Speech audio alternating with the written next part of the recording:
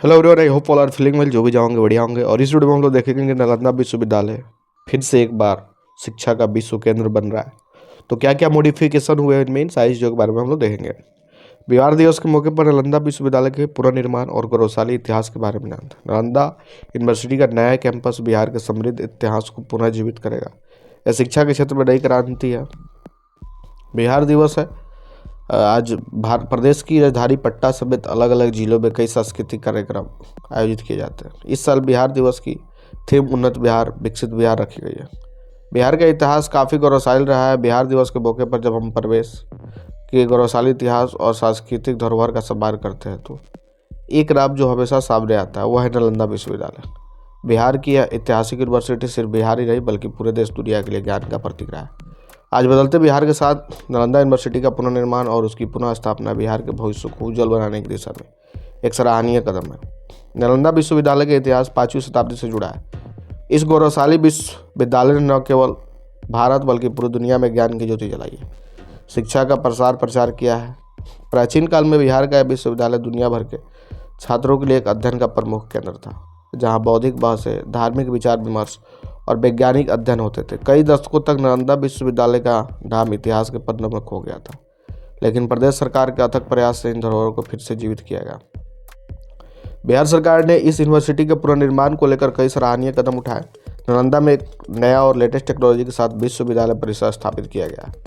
प्राचीन नालंदा यूनिवर्सिटी की तरह ही नई कैंपस भी न केवल राज्य बल्कि देश और दुनिया के देश छात्रों के लिए आकर्षण का केंद्र बना हुआ है। इस विश्वविद्यालय को यूनेस्को ने सांस्कृतिक धरोहर के रूप में पहचान दी है।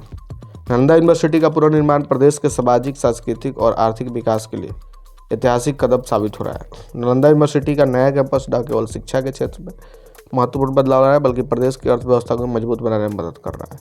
नालंदा विश्वविद्यालय में अब एक बार फिर से छात्रों की संख्या बढ़ रही है, जो प्रदेश के लिए बड़े अवसर उत्पन्न कर रहा है। अब अगर बात करें नालंदा के बारे में, तो नालंदा एक प्रशंसित महाविहार था जो भारत में प्राचीन साम्राज्य मगध आधुनिक में एक बौद्ध मठ था। यह साइट बिहार शरीफ शहर से पास पटना में लगभग 95 किलोमीटर दक्षिण पूर्व में स्थित है और 5वीं शताब्दी से 1200 ईस्वी तक दिखने का शिक्षा केंद्र था। यूनेस्को को विश्व धरोहर स्थल है।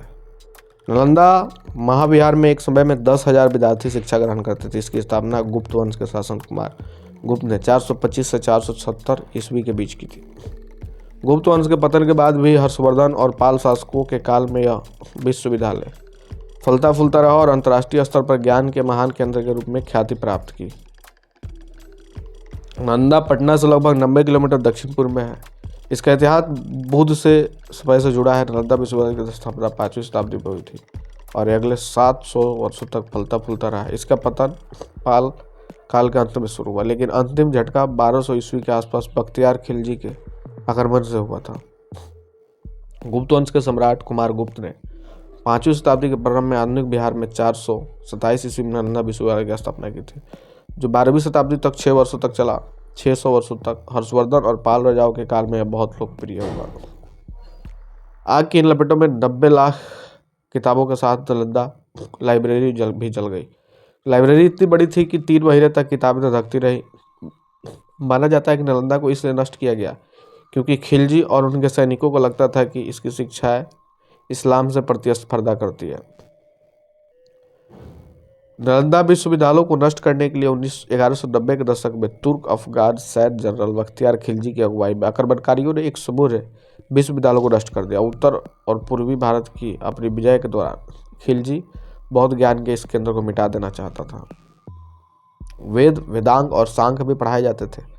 व्याकरण, दर्शन, शल्प विद्या, ज्योतिष, योग शास्त्र और चिकित्सा शास्त्र भी पाठ्यक्रम के अंतर्गत थे। नालंदा की खुदाई में मिली अनेक कांसे की मूर्तियां के आधार पर कुछ विद्वानों का मत है कि कदाचित धातु की मूर्तियां बनाने के विज्ञान में भी अध्ययन होता था। नालंदा विश्वविद्यालय को 3 बार नष्ट किया गया था, लेकिन 2 बार फिर से बनाया गया था। तीसरी बार इसे बख्तियार खिलजी ने 1200 ईस्वी में नष्ट किया। बख्तियार खिलजी एक तुर्क अफगाना सेनापति था जिसके बिहार और बंगाल के क्षेत्र में मुस्लिम विजय के नेता और बाद में खुद को इस क्षेत्र के शासक के रूप में स्थापित कर दिया। तो ये थी नालंदा यूनिवर्सिटी के बारे में, क्या मॉडिफिकेशन हो रहे हैं, कैसे आगे काम हो रही है। आई होप वीडियो आपको बढ़िया लगा होगा। जल्दी मिलता है ऐसा कोई नया वीडियो लेके, तब तक के लिए बाय बाय।